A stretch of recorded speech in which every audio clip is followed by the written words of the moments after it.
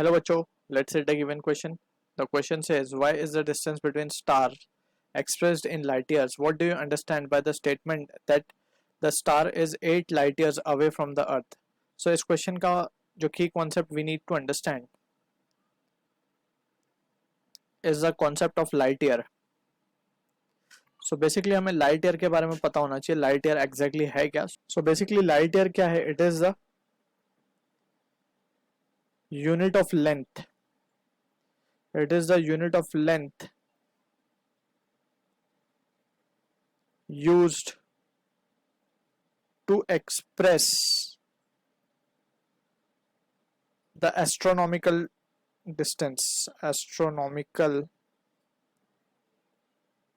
distances.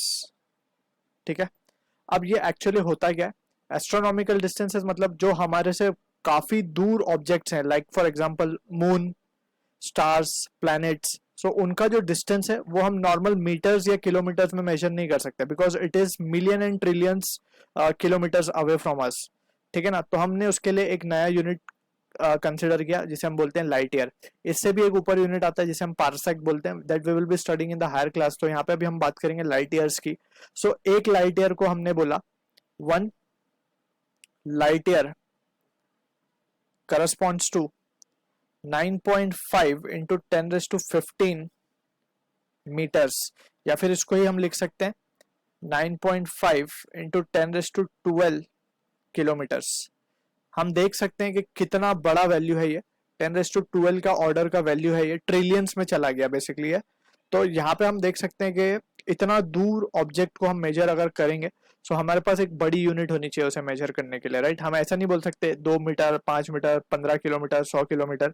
ठीक है, these are very small unit compare to the power. हम देख सकते हैं 10⁻12 1 ट्रिलियन हो गया, मतलब ये बहुत ज्यादा दूर ऑब्जेक्ट्स को मेजर करने के लिए we consider the unit as to be light year. इसीलिए हमने यहाँ पे बोला एस्ट्रोनॉमिकल डिस्टेंसेस. ठीक है. अब क्वेश्चन में हमसे क्या बोला गया, why is the distance between star expressed in light year? क्योंकि stars are very far away, so we can write a point since stars are very far away from earth, so it has to be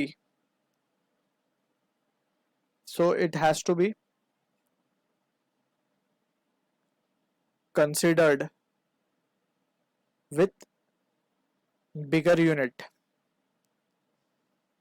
So its length has to be considered, or so we can write, so its distance has to be considered with bigger unit, जिसको हम बोलते हैं light year. ठीक है ना. अब हमसे question में सेकंड पार्ट में पूछा गया, this is the first part का आंसर. सेकंड पार्ट में हमसे क्या पूछा जा रहा है, what do you understand by the statement that star is 8 light years away from the earth? 8 light year का, एक लाइट ईयर का मतलब है 9.5 10⁻12 किलोमीटर. तो 8 लाइट ईयर का मतलब हो जाएगा, जस्ट हमको उससे 8 से मल्टीप्लाई कर देना होगा, so that we will be getting the distance. इसका मतलब एक्चुअली लाइट ईयर को भी हम समझ लेते हैं. अगर हम 1 ईयर के लिए, 1 साल के लिए लाइट को ट्रैवल करने छोड़ दें स्पेस में, 1 ईयर लाइट टू ट्रैवल, अब ये जितना डिस्टेंस कवर कर लेगी 1 साल के अंदर, तो उसे हम बोलते हैं light year, 1 light year. I hope you are getting this. And light की जो स्पीड होती है ट्रैवल करने की, v, that is 3 into 10⁻8 metre पर सेकेंड. इतनी स्पीड से वो ट्रैवल करती है, राइट. और हमने उसको कितने साल के लिए छोड़ा, कितने टाइम के लिए छोड़ा, 1 साल के लिए हमने उसको छोड़ दिया.